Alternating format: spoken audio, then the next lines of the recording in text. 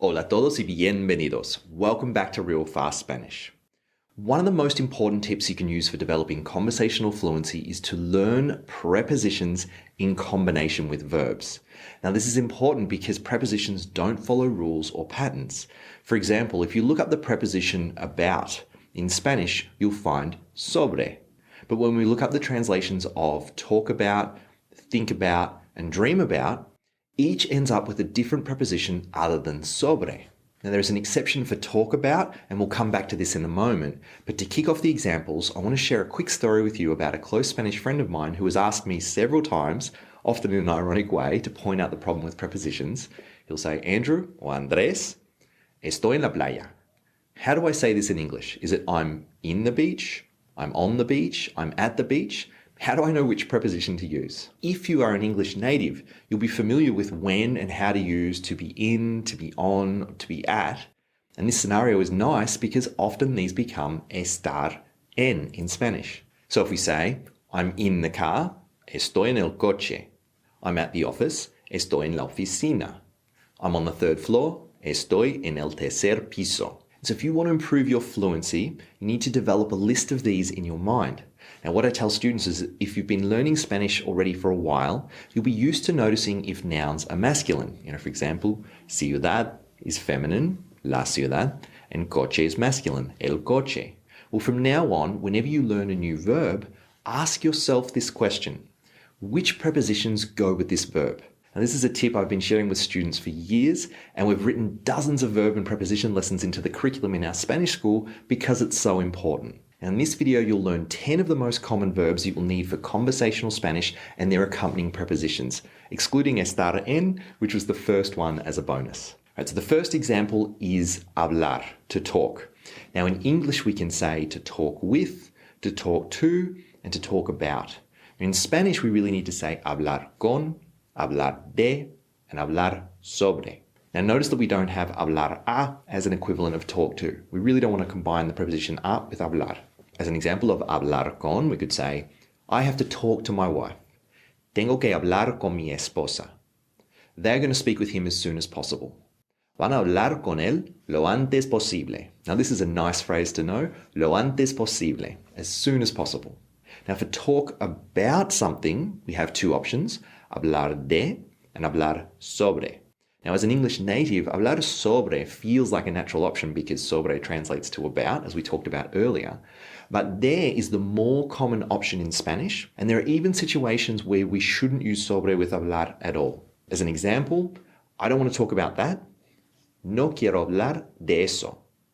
What are you talking about? ¿De qué hablas? Now, notice that when we ask questions in Spanish, our prepositions need to go at the start. ¿De qué hablas? Also note that this is a really common question in Spanish, and we don't ever want to say sobre qué hablas. So this is an example of where sobre doesn't work with hablar. Now, if we are going to use sobre with hablar, it generally needs to be in the context of having a deeper discussion about something. And while preparing for this video, I was trying to find a good example of this, and I thought maybe climate change might be a topic that natives might use the word sobre for, because it might be something they want to have a deeper discussion about, but I could only find this. Today we have to talk about the climate crisis. Hoy tenemos que hablar de la crisis climática. Hoy tenemos que hablar de la crisis climática. So even in this context, de is still the preferred option, but if you pay attention, you'll find examples of natives using sobre, just not as often as de. Next we have the verb pensar, and the combination you need to know is pensar en, which means to think about. Now, unlike hablar, sobre doesn't work with pensar at all. As an example, besides, you have to think about your future. Además, tienes que pensar en tu futuro. Además, tienes que pensar en tu futuro. Now just think about getting out of here. Ahora solo piensa en salir de ahí. Ahora solo piensa en salir de ahí. Next, a combination we see a lot of students making mistakes with is llegar a. In English, we often say arrive in, so it's tempting to use en with llegar, but we need to avoid this. I'm going to arrive in Mexico next week. Voy a llegar a México la semana que viene. We're not going to get anywhere like this. Así no vamos a llegar a ningún sitio. Así no vamos a llegar a ningún sitio. Next is the verb venir, and the combinations venir de, to come from, and venir a, to come to. Where are you coming from at this hour? ¿De dónde vienes a estas horas? ¿Y de dónde vienes a estas horas? How come you're not coming to dinner? ¿Cómo que no vienes a cenar? Next we have dejar de, which means to stop doing something. So I need to stop using my phone before going to sleep. Necesito dejar de usar mi móvil antes de dormir. I'm a married woman, but I can't stop thinking about him. Soy una mujer casada, pero no puedo dejar de pensar en él. Now, this is a nice example because it combines pensar en and dejar de. Soy una mujer casada, pero no puedo dejar de pensar en él. Bueno, The next verb and preposition combination we have is ayudar a. Now, we can translate this literally in certain contexts. For example, can you help me to prepare dinner? But often in English, we might drop that too.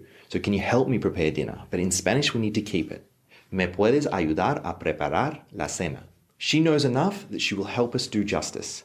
Sabe lo suficiente que nos va a ayudar a hacer justicia.